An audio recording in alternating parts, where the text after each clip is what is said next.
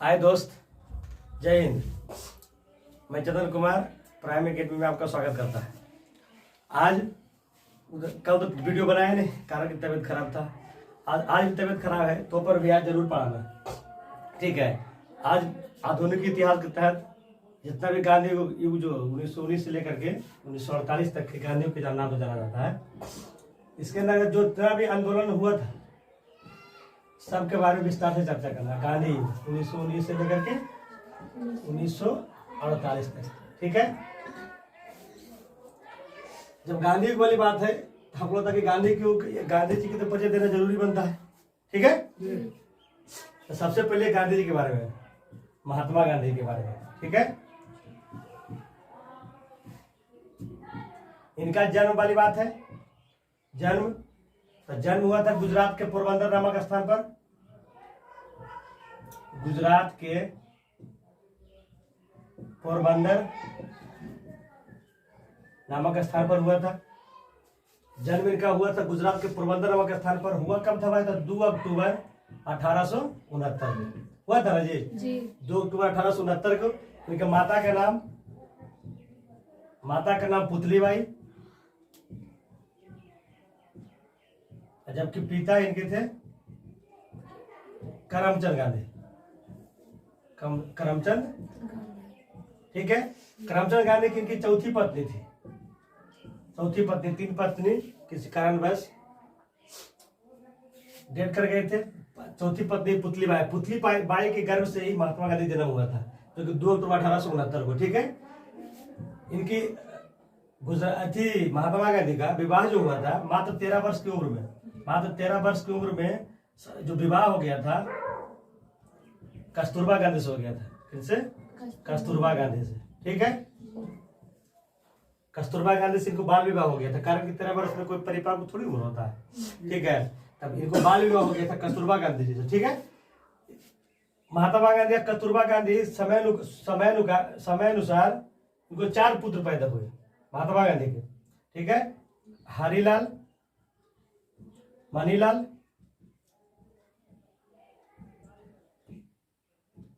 रामदास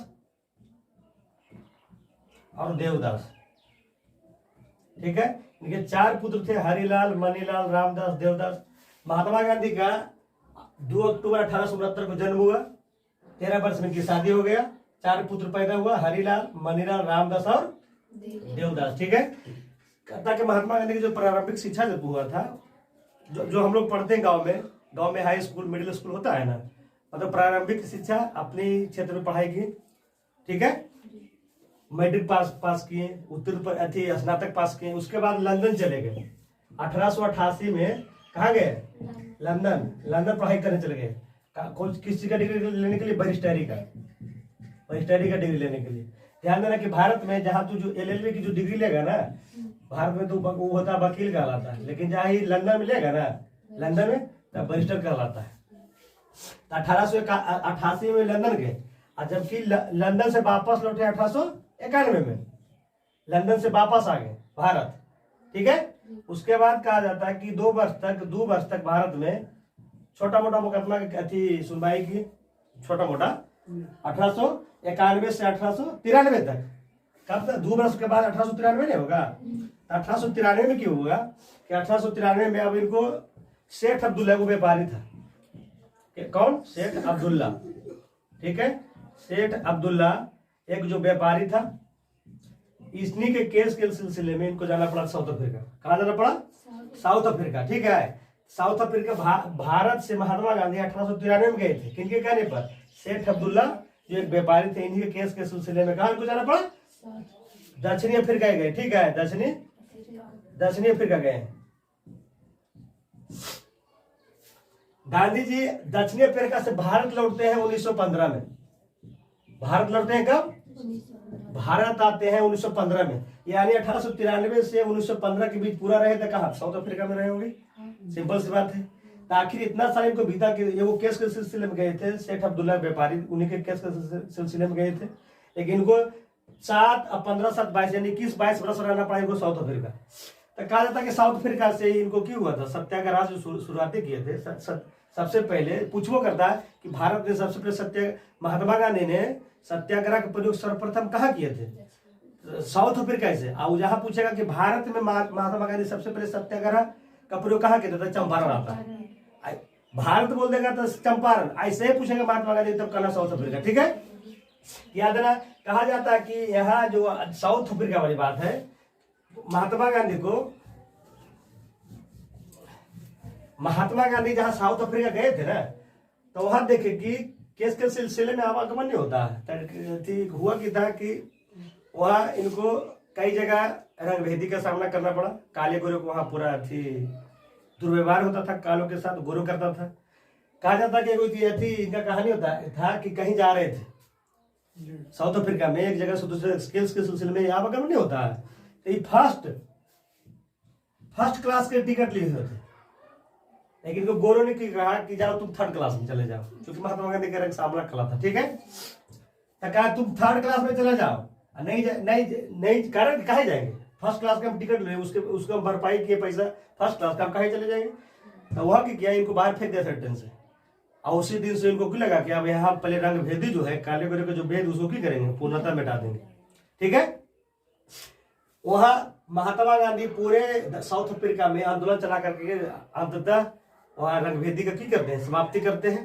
ठीक है, उसके बाद जब भारत 1915 में भारत आते हैं, तो यहाँ से हम लोग का गांधी को स्टार्टिंग अभी हो जाता है। ठीक है, 1915 में जब महात्मा गांधी भारत आते हैं,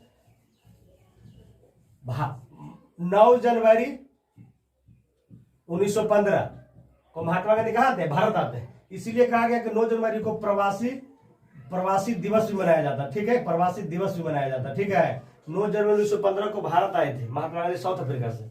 यहाँ देखे 1893 में गए थे, 1915 में वापस आए। 1893 में उस समय भी ब्रिटेन के हम लोग औपनिवेशिक थे, इसमें भी अभी थोड़ी भारत आजाद हुआ है, लेकिन उसकी उस समय की स्थिति 1893 की स्थिति और 1915 की स्थिति एकदम भिन्न है। कारण कि 1893 में राजनीतिक उतना उछल पुछल नहीं हुआ था, लेकिन इस समय 1915 तक, कारण कि 1885 में जो कांग्रेस की स्थापना हुआ था, उसके बाद उसको ढेरों साल कह सकता है कि उसका बहुत सारा ब्रांच खुल गया था पूरे देश में। आखिर राजनीति जो अंग्रेज और कांग्रेस की भी राजनीति का उथल पुथल था, मचा हुआ था 1915 में। यानी यहाँ का राजनीतिक वातावरण कह सकता है कि पूर्णतः उथल पुथल पूरे था। यहाँ सबसे पहले आकर के इन्होंने किनसे मिले? गोपाल कृष्ण गोखले से। गोपाल कृष्ण गोखले, ठीक है, गोपाल कृष्ण गोखले इनके कौन गुरु थे? राजनीतिक गुरु भी थे। कौन गुरु? राजनीतिक गुरु। इन्होंने की कहे कि महात्मा गांधी को कि सबसे पहले की करो, तुम भारत परिभ्रमण करो, उसके बाद दशाओं को देखो कि किसान मजदूर यानी भारतीयों के दशाओं का पूरा चयन करो, उसके बाद तुम कुछ निर्णय लेना। ठीक है, तो 1915 में 15 से स्टार्ट किए, गुजरात से टहलना स्टार्ट किए परिभ्रमण के लिए। ठीक है, 1916 से यहाँ से कहानी हम लोग का स्टार्ट पूर्णतः हो जाता है। ठीक है, यहाँ से हम लोग का 1916 में परिभ्रमण करते करते करते करते आते आज वर्ष हो जाता है 1916। ठीक है, 1916 में क्यों होता है? 1916 में ढेरों सारी घटना है। सबसे पहले होता है कि 1916 में कि लखनऊ समझौता होता है। कांग्रेस का कौन समझौता? लखनऊ समझौता। ठीक है, लखनऊ समझौता। इसमें क्यों था कि बनारस हिंदू यूनिवर्सिटी BHU उसका उद्घाटन समारोह था। उनमें उस सभा में एनी बेसेंट भी थे, उनको यहाँ आमंत्रित किया गया था। एज ए साउथ अफ्रीका में जो काम किए थे ना, उसको प्राख्यता को देखते किए थे, ना कि भारतीय में। कारण कि भारत में भी तो कुछ किए नहीं ना, तो एज ए को गेस्ट कुछ किया गया था, बुलाया गया था। महात्मा गांधी के लखनऊ समझौता कब? 1916 में लखनऊ समझौता होता है। उसकी कांग्रेस के जो इसमें अध्यक्षता किए थे अंबिका चरण मजूमदार। कौन किए थे? लखनऊ समझौता का यदि पूछेगा कि कांग्रेस का जो लखनऊ समझौता कब हुआ? 1916 में।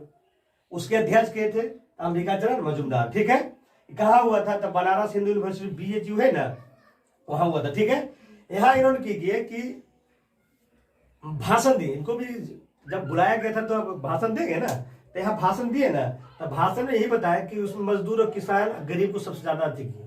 कारण उन्होंने की कहे कि यहाँ भारत में मजदूर किसान की ओर कोई नहीं ध्यान दे रहा है।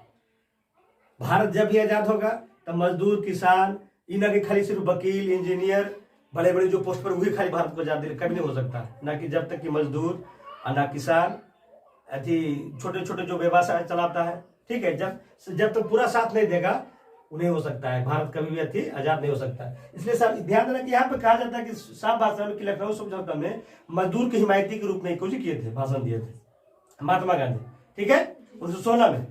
1916 में अगला कथा कि महात्मा गांधी वहां से चले गए, उसके बाद साबरमती गुजरात में, साबरमती कुछ करते हैं, साबरमती आश्रम की स्थापना करते हैं, ठीक है। महात्मा गांधी गुजरात में, कहा गुजरात में साबरमती का स्थापना करते हैं। इसके अलावा 1916 से बात है 17 में, लेकिन बात यहाँ तक लखनऊ समझौता एक घटना घटा था। घटना की घटा था कि लखनऊ समझौता में एक व्यक्ति जो राजकुमार शुक्ला थे, राजकुमार शुक्ला, ठीक है, राजकुमार शुक्ला वो भी इस सभा में उपस्थित थे। ये बेचारा कौन थे? तो ये थे चंपारण बिहार के चंपारण जिला के रहने वाले थे। इन्होंने महात्मा गांधी से मिले, कहे कि सर बिहार के चंपारण जिला के मैं निवासी हूँ, यहाँ के कि जो नीलहो साहब जो यहाँ के ब्रिटेन जो था ना, खेती जबरन करवाता था। होता कि था कि यहाँ 3 काठिया पद्धति अपने लेता, 3 काठिया पद्धति। कौन पद्धति? 3 काठिया पद्धति। 3 कट्ठा क्या अर्थ की होता कि 3/20। हम लोग को गाँव में की ये 20 कट्ठा को 1 बीघा का था, नहीं कहता, यानी 3/20 यानी 1 बीघा में 3 कट्ठा तुमको की करना है, नील की खेती करना है। नील की खेती जबरन कराता था, नील की खेती किसान करना नहीं चाहता था। इसके पीछे वजह है कि जहां नील की खेती होगा उस भूमि की उर्वरक क्षमता पूर्णता खो देता है, और उसके बाद भी नील की खेती का जो उसको मजदूरी मिलना चाहिए था, मुआवजा, वो मिल नहीं करता था। काहे खेती हम करेंगे? इससे पूरा चंपारण त्रस्त था। आंदोलन चलाए थे लेकिन पूर्णतः सफल नहीं हुए। तो महात्मा गांधी से मिले कि सर हमको कुछ समस्या से निदान कराइए, तो कहेंगे ठीक है हम कराएंगे। उसके बाद चले गए कहा गुजरात, जहां साबरमती आश्रम की स्थापना की, ठीक है। 1916 में कहानी बता रहे, ठीक है। बस आ जाता है 15 में, महात्मा गांधी 16 में हुआ, 1900 कहा आ जाता है 17, ठीक है। महात्मा गांधी 1917 में चंपारण सत्याग्रह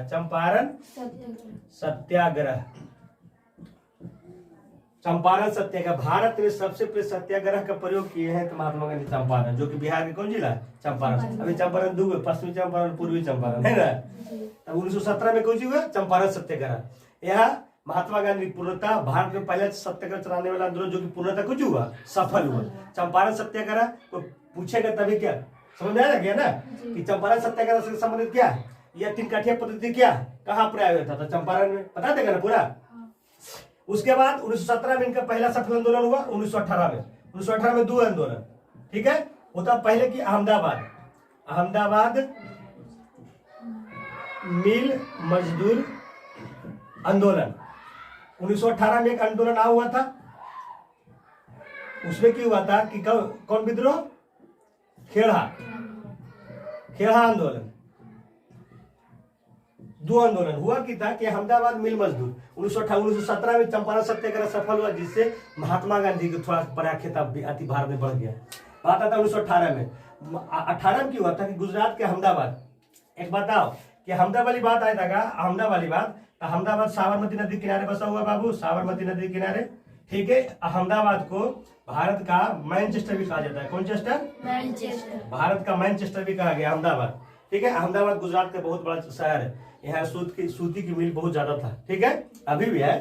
तो 1918 में क्या हुआ था कि अहमदाबाद मिल मजदूर वहाँ एगो प्लेग बीमारी फैला था, जैसे अभी कोरोना वायरस नहीं आला है, तो बिल्कुल सिम्टम्स वही उसका था, गला उला में खराश आना, खोखी होना, ठीक है। लेकिन मृत्यु दर इससे बहुत ही ज्यादा था, प्लेग बीमारी फैला था।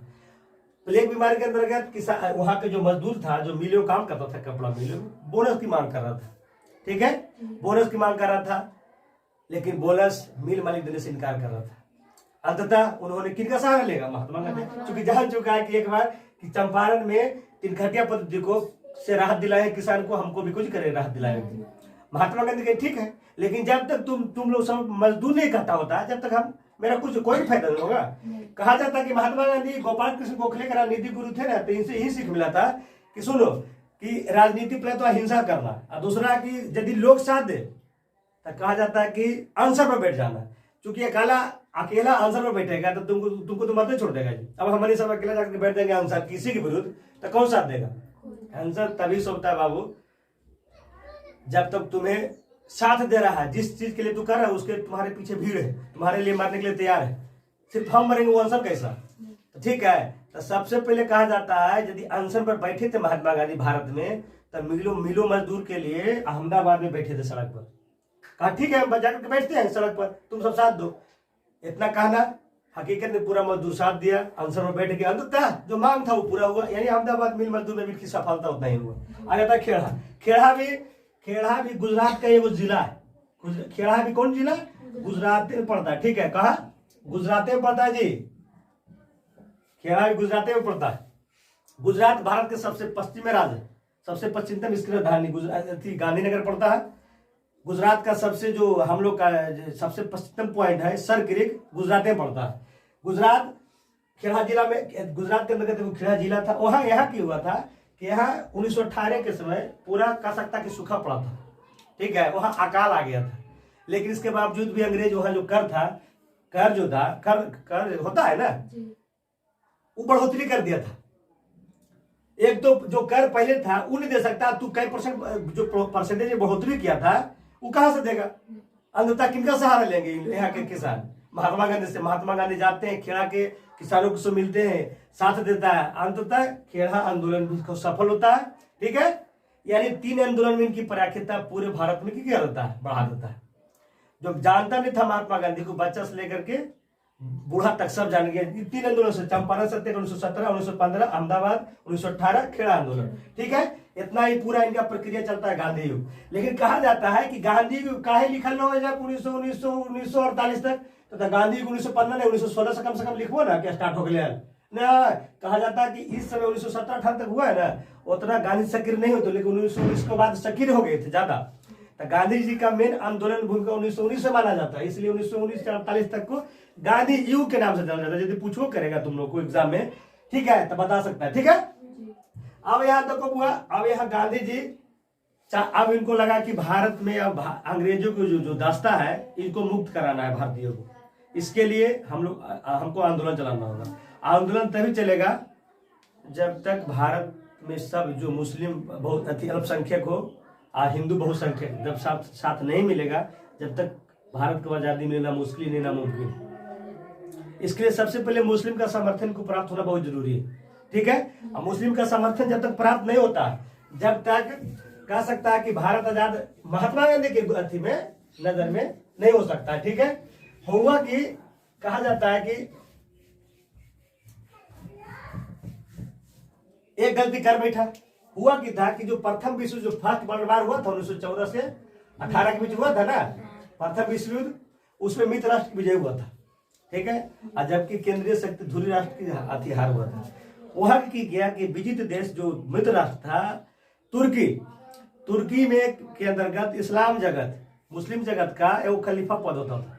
ठीक है, उसको समाप्त कर देता मित्र राष्ट्र, जिससे तुर्की के मुस्लिम तो उससे उखड़ा हुआ ये था। बात यह किया था आखिर मित्र राष्ट्र देने से इंग्लैंड भी शामिल था। इंग्लैंड शामिल था ना जी। अब इंग्लैंड भारत में औपनिवेशिक व्यवस्था अपने लिए है, तब भारतीय मुस्लिम भी जो जब तुर्की में खलीफा पद किया था ना, निरस्त किया था ना, इससे भारत में रह रहे मुस्लिम यहाँ किससे खपा हो गए? ब्रिटेन से खपा हो गए।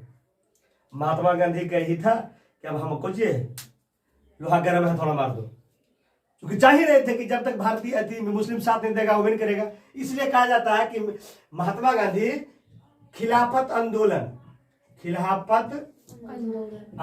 ठीक है, आंदोलन कब हुआ था जी? 1919 में। ठीक है, खिलाफत आंदोलन 1919 में हुआ था। किसने किया था? तो 2 भाई था। कौन कौन था? शौकत अली एंड मोहम्मद अली। ठीक है, इन्होंने इसी के नेतृत्व में खिलाफत आंदोलन भारत में स्टार्ट हो गया। महात्मा गांधी इस आंदोलन को की कर दिए। महात्मा गांधी इस आंदोलन को कुछ कर दिए जी, साथ दिए। और साथ देने के वजह में क्या आता है? हिंदू मुस्लिम को एकता करना। ठीक है, इसी के आड़ में हम लोग का प्रथम जो असहयोग आंदोलन स्टार्ट किया गया था, इसी के आड़ में किया गया था। चूंकि आंदोलन चालू था, महात्मा गांधी खिलाफत आंदोलन छोड़ दिए थे। खिलाफत आंदोलन 1919 में शौकत अली मोहम्मद अली के नेतृत्व में हुआ। महात्मा गांधी ने इस आंदोलन को साथ दिए ताकि मुस्लिम भारतीयों को साथ दे, हिंदुओं को, ताकि भारत में अति स्वशासन हो। ठीक है, कहा जाता है कि एक बात आओ, इसमें थोड़ा सा एक पॉइंट और जोड़ लो कि खलीफा पद सदा के लिए समाप्त कर दिया 1924 में। कब? 1924, जब तुर्की का जो शासक कमाल पाशा है, मुस्तफा कमाल पाशा, ठीक है, कमाल पाशा, इन्होंने की किया, तुर्की जो खलीफा पद था सदा के लिए की कर दिया, समाप्त कर दिया। ना खलीफा पद रहेगा, ना तू खलीफा पद के लिए लड़ते रहेगा। ठीक है, कहा जाता है खिलाफत आंदोलन हो गया। अगला एक गलती और कर बैठा, अब अंग्रेज गलती कर बैठा। हुआ कि था कि 1919 में फिर एक गलती हो गया। कौन है? Rowlatt act. रॉलेट एक्ट, ये गलती, ये तो महात्मा गांधी को सहारा मिल गया मुस्लिम, जिससे मुस्लिम को भी कुछ कहा है। जब मुस्लिम को लगा कि हिंदू साथ दे रहा था, हम लोग इसको साथ कहीं नहीं दे सकते। उसके बाद अगला हुआ कि रॉलेट एक्ट। हुआ कि था कि सिडनी रॉलेट की अध्यक्षता में एगो एक्ट लाया गया, एगो एक्ट पारित किया गया था। इसका मुख्य काम ये था कि भारत में जो क्रांतिकारी गतिविधियां, रॉलेट एक्ट के तहत किया गया था कि जो क्रांतिकारी गतिविधियां जो चल रहा है ना, क्रांतिकारी गतिविधियां, उस पर अंकुश लगाना था। जहां तक क्रांतिकारी जो हो रहा था अंग्रेज के विरुद्ध, उसको अंकुश लगाना था। इसमें आओ की था कि लिखा कि गया था साफ भाषा में किस एक्ट के तहत कि शक के आधार पर भारतीयों को उठावो और डायरेक्ट कर दो, सजा सुना दो। शक के आधार पर, किसके आधार पर? शक के आधार पर भारतीयों को की करना है, भारतीयों को सजा देना, भारतीयों को सजा देना। ठीक है, 1919 में सिडनी रॉलेट की अध्यक्षता में एक एक्ट पारित किया जाता है, जिसे रॉलेट एक्ट के नाम से जाना जाता है। इस एक्ट के तहत इसका मुख्य उद्देश्य की था कि क्रांतिकारी गतिविधियों पर अंकुश लगाना था। इसके अंतर्गत लिखा गया था कि शक के आधार पर भारतीयों को पकड़ करके कुछ कर दो, डायरेक्ट सजा सुना दो। इसका नारा लगाया था भारतीयों ने। कहा जाता है कि कोई अपील नहीं, कोई अपील नहीं, कोई अपील नहीं, कोई वकील नहीं और कोई दलील नहीं। ठीक है, कोई दलील नहीं, इसका नारा था। ठीक है बाबू, कोई अपील नहीं, कोई वकील नहीं, कोई दलील नहीं, किसी को कुछ नहीं चलेगा। ठीक है, कोई प्रावधान नहीं चलेगा। डायरेक्ट शक कि हाँ ये क्रांतिकारी गतिविधियों को बढ़ावा दे रहा है, अंग्रेज के विरुद्ध काम करा, उठावो इसको, की कर दो, सजा दे दो। इसलिए भारत कहा जाता है कि रॉलेट एक्ट को कौन संज्ञा दिए थे? काला कानून की संज्ञा दिए थे। ऑब्जेक्टिव पूछेगा बाबू, चाहे जनरल कंपटीशन के ले लो, चाहे 10th क्लास का जो अभी एग्जाम होने वाला है उसमें सभी जो पढ़ा रहे उसमें जरूर देगा। ठीक है, काला कानून की संज्ञा किस कानून को दिया जाता? किस एक्ट को दिया गया था? Rowlatt act. किसने किया था? सिडनी रॉलेट की अध्यक्षता में। इसका मुख्य उद्देश्य की था क्रांतिकारी गतिविधियों को रोकना। इसका नारा की था कोई अपील नहीं, कोई वकील नहीं, कोई दलील नहीं। ये कहता था कि शक के आधार पर भारतीयों को पकड़ करके डायरेक्ट करता था, सजा सुनाता था। 1919 में हुआ। यही यहाँ पर खत्म नहीं होता, आगे की होता। इसका सबसे ज्यादा जोर अथी में अब आ जाता 13 अप्रैल 1919 की कहानी आ जाता है। ये हो जाता है जालियांवाला बाग हत्याकांड। ठीक है, जालियांवाला बाग हत्याकांड। ये भारत में सबसे पहला ऐसा घटना है जो सबसे कह सकता कि नरसंहार हुआ था अंग्रेजों द्वारा, सबसे ज्यादा घटना। ठीक है, हुआ कि था कि शक के आधार पर जो रॉलेट एक्ट जो काम कर रहा था उसके अंदर पंजाब में ज्यादा क्रांतिकारी गतिविधियां उछल रहा था। उसमें की किया था कि दो व्यक्ति था, सैफुद्दीन किचलू और सत्यपाल। दो व्यक्ति था पंजाब प्रांत के। उसको कहता कि पंजाब से निकाला दे दिया था। कहीं इतिहास में लिखा गया कि उसको गिरफ्तार कर लिया गया था। ठीक है, पंजाब से निकाला दे दिया, गिरफ्तार कर लिया रॉलेट एक्ट के तहत। ठीक है, इससे क्यों हुआ था कि पंजाब में जगह जगह अंग्रेजों के विरुद्ध क्यों हो रहा था, जगह जगह सम्मेलन हो रहा था। बात आता है कि 13 अप्रैल 1919 को बैसाखी का महीना होता है। पंजाब में बैसाखी उत्सव बहुत बढ़िया से मनाया जाता है। ठीक है, पंजाब के अमृतसर शहर में बहुत बढ़िया से मनाया जाता है। अमृतसर शहर की स्थापना रामदास किए थे। वो रामदास नहीं जो महात्मा गांधी के पुत्र है। ठीक है, ये गुरु नानक के वंशज में आते हैं रामदास। ठीक है, वो भी हम सब वीडियो डालेंगे। गुरु नानक वाला जितना भी जनरल का वीडियो आएगा सब डालेंगे। 13 अप्रैल 1919 को जालियांवाला बाग हत्याकांड हुआ। कहा कि जाता है कि सैफुद्दीन किचलू और सत्यपाल के गिरफ्तारी में 13 अप्रैल 1919 को पंजाब के अमृतसर शहर में जालियांवाला बाग में एक सम्मेलन हो रहा था। कुछ हो रहा था, सम्मेलन हो रहा था। यह बाग जो था, कहा जाता कि जली नाम के वो व्यक्ति था, उन्हीं का ही बाग था। जगह जगह 2 पेड़ था, जगह जगह कुआं था, चारों तरफ से ऊंची दीवार से घिरा हुआ था, प्लास्टर किया हुआ दीवार था। इसमें जाने का और आने का केवल एकमात्र एक ही गेट था। ठीक है, पूरे पंजाब में बैसाखी का माहौल, उत्सव मना रहा था, मिलन देख रहा था। यह हो जाता सबसे नरसंहार घटना। कहा कि जाता कि वो पंजाब प्रांत का ब्रिगेडियर, जो एक जनरल ओडायर ब्रिगेडियर उस प्रांत का था। भारत में भारतीयों ने वो हंसराज नाम व्यक्ति ने की किया था कि जाकर के जनरल ओडायर को बता दिया कि आपके बुद्ध की क्या राय। ब्रिगेडियर जनरल ओडायर था, उसको जाकर के सूचना दे दिया कि हंसराज, भारतीयों में रहने वाले वो हंसराज। कहा जाता है सारा अपना, जब तक कोई भेदी नहीं होगा ना, तो कोई लंका को दहन के करवाया, पूरा करवाया विभीषण। इसी प्रकार भारत में जालियांवाला बाग हत्याकांड करवाने में सबसे ज्यादा यदि योगदान आता है ना, तो व्यक्ति का नाम है हंसराज। हंसराज ही जाकर उसको की कर दिया था, जनरल ओडायर को बता दिया कि अंग्रेजों के विरुद्ध कुछ हो रहा, सम्मेलन हो रहा है जालियांवाला बाग में। वो आया एक बख्तरबंद गाड़ियों से, गेट पर ही एक बता रहे थे कि एक ही गेट है उसमें जाने का एवं निकलने का। वही गेट पर कुछ हो जाता, खड़ी हो जाता, बिना कुछ कहे भीड़ों पर अंधाधुंध गोली चला जाता है। भीड़ों पर अंधाधुंध गोली चला जाता है, जिससे होता है कि सैकड़ों व्यक्ति मारा जाता है। भीड़ में सोचो कि गोली, पत्थर तो चला जाता है, अफरा तफरी मच जाता है, गोली चलेगा, कौन आदमी नहीं जान के प्यारा होता। इधर उधर भागना शुरू किया। कहा जाता कि जान बचाने के लिए उसमें कुआं था, कुआं में कूद गया था। कुआं में स्पेस 10 आदमी के, कुछ जगह 50 को, ऐसे कहाँ कुल मर जाएगा। तो उसमें सैकड़ों व्यक्ति मारा गया, उससे कई गुना कचू हुआ, घायल हुआ। ठीक है, तो यह ऐसा एगो कह सकता है कि महात्मा गांधी के जो आंदोलन सोच रहे थे चलाने के लिए, एक ऐसा मोड़ था कि अब भारतीयों को मतलब अंग्रेजों को कह सकता है कि भारत में जो रह रहे भारतीय, उसके प्रति, अंग्रेजों के प्रति कह सकता है क्रूर हो गया था। सब में राष्ट्रवादी भावना जागृत हो चुका था भारतीयों के पास। ठीक है, अब यही था कि अब भारत में वो आंदोलन चलाना था। तब 1919 में के बाद कहा जाता है इसमें क्या कि भारत जालियांवाला बाग हत्याकांड के जांच के लिए वो हंटर कमेटी का गठन किया गया था। कौन कमेटी? हंटर कमेटी का गठन किया गया, हंटर कमेटी का, जिसमें 8 सदस्य था, जिसमें 5 जो था अंग्रेज था, इंग्लिशमैन, और 3 को था कुछ था भारतीय था, इंडियन। ठीक है, हंटर कमेटी गठन किया था। लेकिन ये किया, पूरे जनरल ओडायर को निर्दोष ठहरा दिया अंग्रेज अधिकारी। इसके बाद महात्मा गांधी द्वारा छेड़ा गया महाआंदोलन सबसे पहले आता है असहयोग आंदोलन 1920 में होता है। ठीक है, 1920 से 22 तक चलता है असहयोग आंदोलन। सविनय अवज्ञा आंदोलन 1930 से 34 के बीच चलता है। फिर भारत छोड़ो आंदोलन 1942 के बाद, उसके बाद तो भारत आजाद हो जाता है। ठीक है, आगे जो भी होगा हम फास्टली इसलिए बता दिए वीडियो में बाबू, कि ताकि आप लोग का एग्जाम है, जितना से जितना हो सके कम कर सकता है कि टाइम पीरियड में आप लोग को अधिक दे सके। ठीक है, जय हिंद। आपसे अनुरोध है, prime academy bye Chandan Kumar, इस चैनल को सब्सक्राइब कीजिए, जितना से जितना हो सके शेयर कीजिए और लाइक कर दीजिएगा।